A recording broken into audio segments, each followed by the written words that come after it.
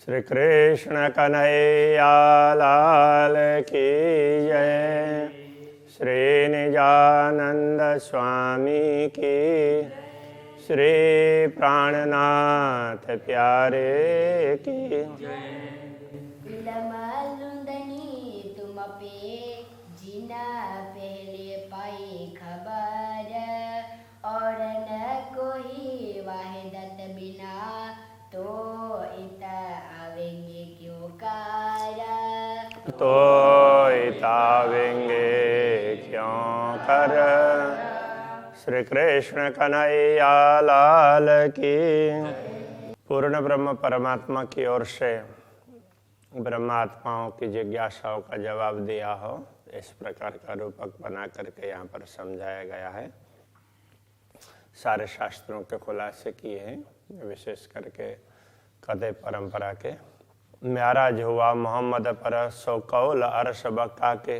जब रसूल मोहम्मद को म्याराज हुए उस समय वो वचन उसके अखंड के ही तो वचन थे, तो उनको जो भी दर्शन हुए तो उस समय उन्होंने जो सुना सो शायदी दो एक सुकन बीच मुँह का कहूँ पसरे। वो साक्षी के रूप में दो चार बातें, थोड़ी थोड़ी बातें ही वो विद्वानों के बीच में, मुहक्कक का अर्थ होता है जानकार, ऐसे जानकार लोगों के बीच में वो बातें फैली। बाकी जो मूल बातें थी वो तो रह गई, वो तो बताई नहीं उन्होंने। तो दो चार बातें उससे संबंधित थोड़ी थोड़ी लोगों तक पहुँची। बक्का सुकन सब म्याराज के जाहिर किए सब में।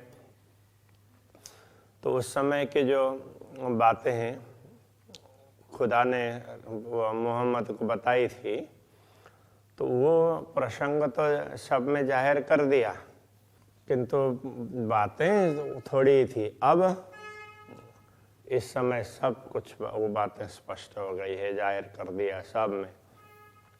सब अरस बका मुख बोलई और सुकन ना किरो से।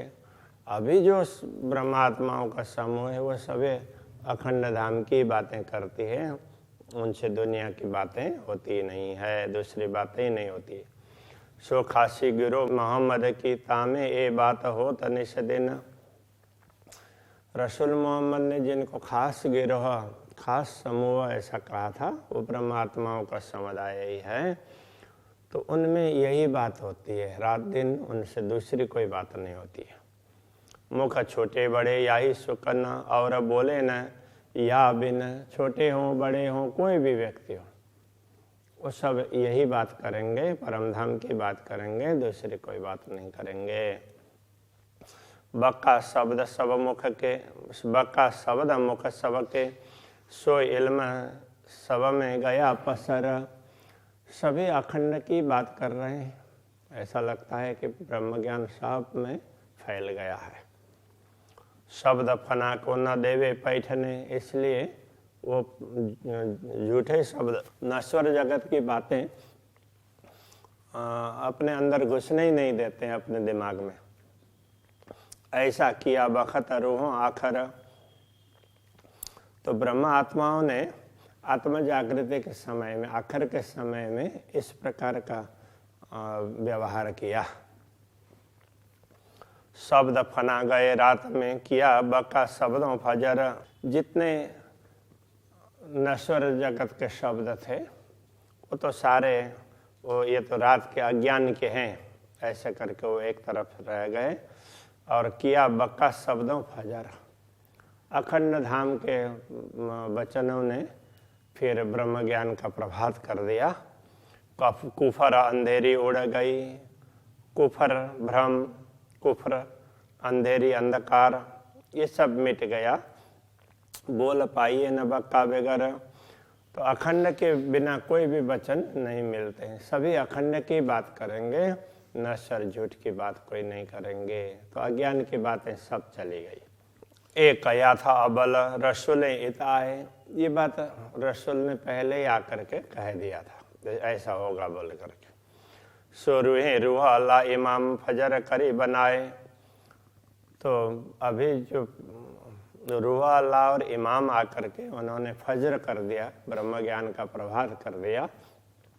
ऐसा करेंगे, इस प्रकार की बात पहले रसूल ने बताई भी थी। अब अलकया इल्म ल्यावसी, आया 3 से ज़्यादा बेशक। पहले कहा था क़यामत के समय पर ज्ञान आएगा, तो मेरा ज्ञान है वहाँ तक के लिए है, उससे आगे तो उस समय जो ज्ञान आएगा वही चलेगा, ये बोला था। आया 3 से ज़्यादा बेशक, तो उस समय उन्होंने जो बोला था उससे बहुत ज़्यादा ज्ञान आ गया। सोनी के लिया मोमिनो, तो ब्रह्म आत्माओं ने उसको बहुत भली भांति ले लिया, स्वीकार किया। पाई अरस मार्फत हक, तो उनको पूर्ण ब्रह्म परमात्मा की पहचान हो गई। ए इल्म लिए ऐसा होता है, आप बेशक होता है यात। ये ब्रह्म ज्ञान प्राप्त करते हैं तो ऐसी स्थिति हो जाएगी कि स्वयं को अखंड समझने लग जाएंगे। हम तो अविनाशी हैं ऐसा समझने लगेंगे, क्योंकि ज्ञान होने का तात्पर्य यही है कि हमें स्वयं का बोध हो, मैं तो आत्मा हूँ, मैं अविनाशी हूँ, यही होगा। और कायम हुए देखे सबको, पावे दीदार बातो न हक जात। अब सबको, पूरी दुनिया को भी अखंड होते हुए देखेंगे। पावे दीदार बातो न हक जात। हक जात के बातुन कहने का तात्पर्य ब्रह्मात्माओं की गूढ़ बातें, अक्षरातीत आमदनी और ब्रह्मात्माओं के बीच के संबंध की गूढ़ बातें हैं, वो भी प्रकट हुई है, और उनका भी वो बातें भी प्रकट हो गई है, इसलिए उनके भी दर्शन हुए हैं। तो ब्रह्मात्माएं भी प्रकट हुई। अभी तक ब्रह्मात्माओं को किसी ने नहीं देखा था। अक्षरातीत को तो अक्षर ब्रह्म देखते थे, किंतु ब्रह्मात्माओं को किसी ने नहीं देखा था, वो भी जाहिर हो गई है। तो ये ना वो कतेब परंपरा में, कतेब ग्रंथों में इस रीत से कहा है, तो उसी बात को समझा रहे हैं प्राणनाथ जी ज़्यादातर, और उसमें कहीं ना कहीं शास्त्रों की बातें जोड़ करके बता रहे हैं। बाकी वो उन्होंने जिस प्रकार से समझा है उसी प्रकार से उनका स्पष्टीकरण दिया जा रहा है। देखिए अपने विस्थाप नजरों, जो शिव का परवान। तो ये कहा था कि उस समय जब ब्रह्म ज्ञान प्रसरित होगा तो सब लोग अपने अपने अखंड धाम को देखेंगे। तो सबको वैश्य का तात्पर्य अविनाशी स्थान, तो वो अपने नज़र में देखा। जो शिव का परवान, वो अखंड, जो सचमुच अखंड होने वाला है। सब कर्म काटे हक इल्म सो, सबके कर्म ब्रह्म ज्ञान से कटने वाले हैं। ये देखिए बेशक में रसवान, तो ये सब पूर्ण ब्रह्म परमात्मा की बड़ी कृपा है, लोग इसको समझेंगे। हक तरफ जाने नूर अक्षर, और दूजा न जाने कोई। परम पूर्ण ब्रह्म परमात्मा की दिशा, उसको तो अक्षर ब्रह्म जानते हैं, और बाकी कोई उनके विषय में जानता ही नहीं है। पर बातों न सुदती न को नहीं, हक इल्म देखावे सोए। किंतु सूक्ष्म बातें, पूर्ण ब्रह्म परमात्मा की कुछ गूढ़ बातें हैं, तो उसको तो वो भी नहीं जानते। अब ये ब्रह्म ज्ञान है, उस बात को समझाता है। यहाँ कहने का तात्पर्य है उनकी लीला, अंतरंग लीलाएं। कई सुख कायम इन इल्म के, आवे न माए हिसाब इस ब्रह्म ज्ञान के। इतने अपार सुख हैं, ये कोई इनका कोई पारावार ही नहीं है। हक सुराई बका खिलवत में, ए इल्म पिलावे शराब। तो ये अखंड की सुराई से, तो वो सुराई तो मतलब प्रेम का पात्र, तो वो अखंड पात्र है, अक्षय पात्र है, कभी मिटने वाला नहीं। उससे तो वो प्रेम पिलाते रहते हैं, और वो अनुभव, वो समझ ज्ञान ने दिया है। ए इल्म पिलावे शराब, ये ज्ञान ब्रह्म ज्ञान है, ये वो प्रेम सुधा का पान करवा रहा है। इस प्रकार से कह रहे हैं। सो मैं भेजा तुम्हें मोमिनो, देखो पहुंचा इश्क 14 तबक। देखो मैंने तुम लोगों को ये ज्ञान भेजा है, तो ये इल्म है, तो ये मैंने भेजा है, और मैंने अपना प्रेम भी तुम लोगों को समझाया है, तो पूरे 14 लोक में तुम्हारे कारण ये प्रेम फैला है। ऐसा इश्क मेरा तुम सो इनमें जरा पाइए न जरा शक। तो मेरा प्रेम तुम लोगों के साथ में ऐसा है, इसमें कोई संदेह नहीं है। ये बातें उस प्रकार से खुदा ने समझाई है, इस प्रकार रसूल ने थोड़ी थोड़ी बातें बताई थी, उसका स्पष्टीकरण यहाँ पर किया है। यूँ किया वास्ते ईमान के आवे आखर रूहन। ये सब ईमान के लिए किया है, विश्वास के लिए, ताकि आखिर में ब्रह्म आत्माएँ आएँ और वो बताएं, वो समझें और वो सबकी साक्षी दे दें। सो आए हुआ सबों रोशन जाए रबका रस दिन। तो ब्रह्म आत्मा आई तो ब्रह्म ज्ञान दुनिया में फैला, परम धाम का प्रेम भी फैला, सब कुछ दुनिया में प्रकाशित हुआ। तो जाहिर बका रस दिन, अखंड दिन वो जाहिर हुआ। कहने का तात्पर्य अखंड को समझने लगे। अबल से बीच अबल तरफ पाई न बक्का की। सृष्टि के आदिकाल से लेकर के अभी तक कभी अखंड की बात नहीं हुई थी। किसी को भी परमात्मा परमधाम कहाँ है, परमात्मा किधर है, वो पता नहीं था। मोहम्मद एताई बोलिया जासो ईसा पावे साहेदी। रसूल मोहम्मद ने भी उतना ही कहा जिससे सतगुरु श्री देवचंद्र जी महाराज को साक्षी मिले।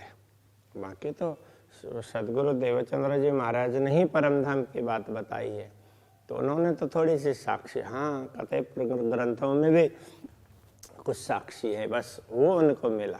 वैदिक ग्रंथों में साक्षी है ही, तो वो तो है ही, इसलिए उसको बार बार कहने की आवश्यकता नहीं है। कतई ग्रंथों में तो वहाँ कोई अध्यात्म की या दर्शन की बात ही नहीं है, तो थोड़ी बहुत कहीं बात मिलती है।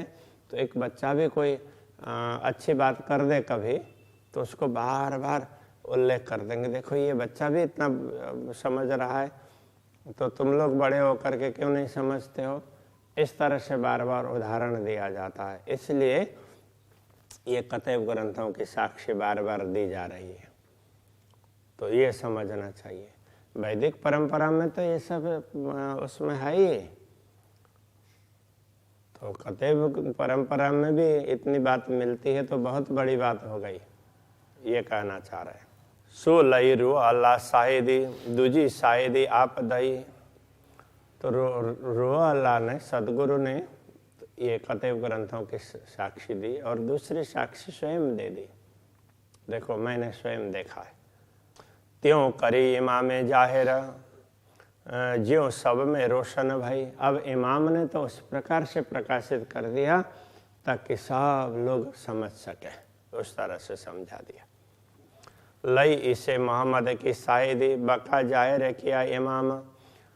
ईशा ने, ईशा रोह अल्लाह कहने से सदगुरु ने रसूल वगैरह, केवल रसूल की ही नहीं है, परमात्मा का संदेश देने वाले जो भी लोग हुए उनकी साक्षी दी और उन बात का स्पष्टीकरण करके अखंड का बोध करवाने का कार्य फिर इमाम ने किया। तो ईशा का दूसरा जामा, मतलब दूसरा शरीर, दूसरा रूप। गहादी रूहन की करी खिलवत जाहिर तमाम। उन्होंने पूर्ण ब्रह्म परमात्मा श्री श्यामा जी और ब्रह्म आत्माएं, तो उन सब के अंतरंग लीला की बातें स्पष्ट कर दी। इन आखिर दिनों इमाम बानी बोले न बक्का बिन। अब इन आखिरी दिनों में, कयामत के समय में, इमाम अखंड की बात करते हैं, दुनिया की बात ही नहीं करते हैं। सो सिरले सुकन गिरोह ने कायम किए सवन।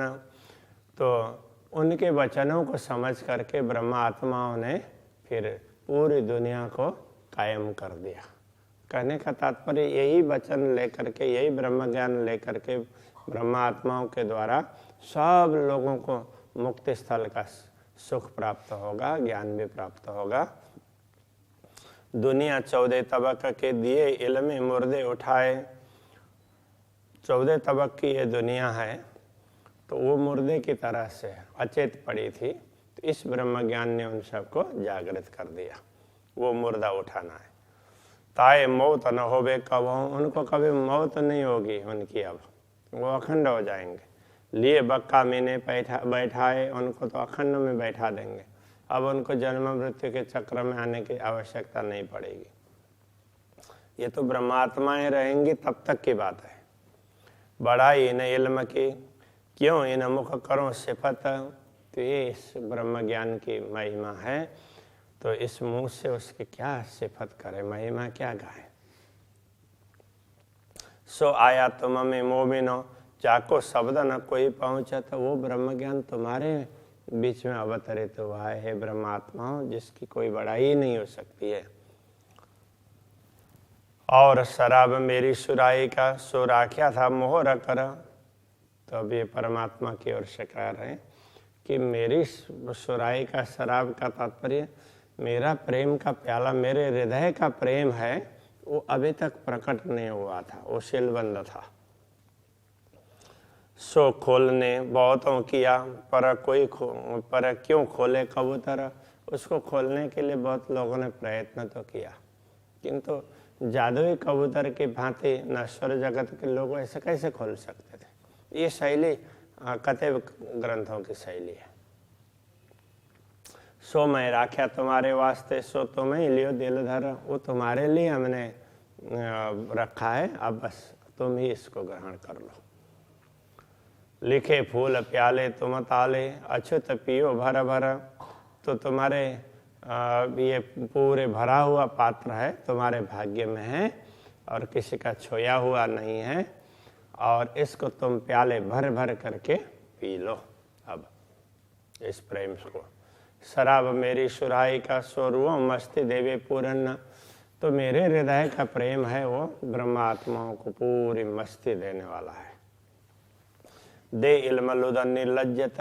तो ब्रह्म ज्ञान तारतम ज्ञान से इसका स्वाद प्राप्त होगा। हक बकार सतन। तो ये जो जिनका मूल शरीर परमधाम में है, उन ब्रह्मात्माओं को वो अखंड सुख प्राप्त होने वाला है इसी से। बाकी तो ब्रजरास में भी उनको प्रेम तो मिला ही था, तो उनका स्वाद नहीं ले पाए, जो जागनी में ब्रह्मज्ञान के माध्यम से स्वाद लेंगे, ये कहने का तात्पर्य है। जो बैठे हैं होए पहाड़ ज्यों, सो उड़ाए असराफिले सूर। जो लोग पहाड़ की भांति बैठे हैं, अहंकार लेकर के बैठे हैं, जिनका अहंकार इतना बड़ा है, सो उड़ाए असराफिले सूर। उसके लिए इसराफिल फरिश्ता सुर फूकेगा और सब पहाड़ों को उड़ा देगा कहा है, तो उनका अहंकार इस तरह से चूर होगा। सूरे खोले मगज मसाफ के, हुए जाहिर तजला नूर। तो इसराफिल के सूर ने तो बिगुल का स्वर उससे तो वो सब धर्म ग्रंथों के रहस्य खुल जाएंगे, और नूर तजल्ला अक्षरातीत पूर्ण ब्रह्म परमात्मा प्रकट हुए दिखाई देंगे। तब उड़े काफर होते जो पहाड़ से, हुए मोमिन हो बान चूर।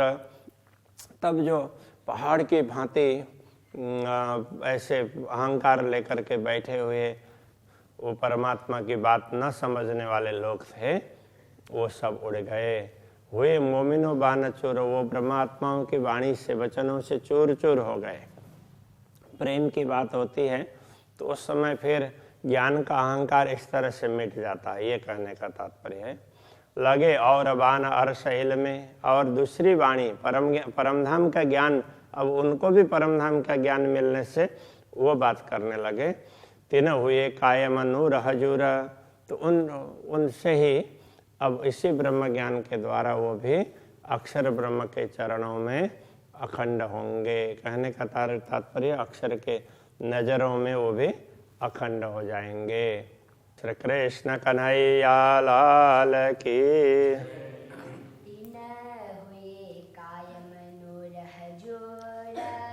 तीन हुए कायम नूर हजूर।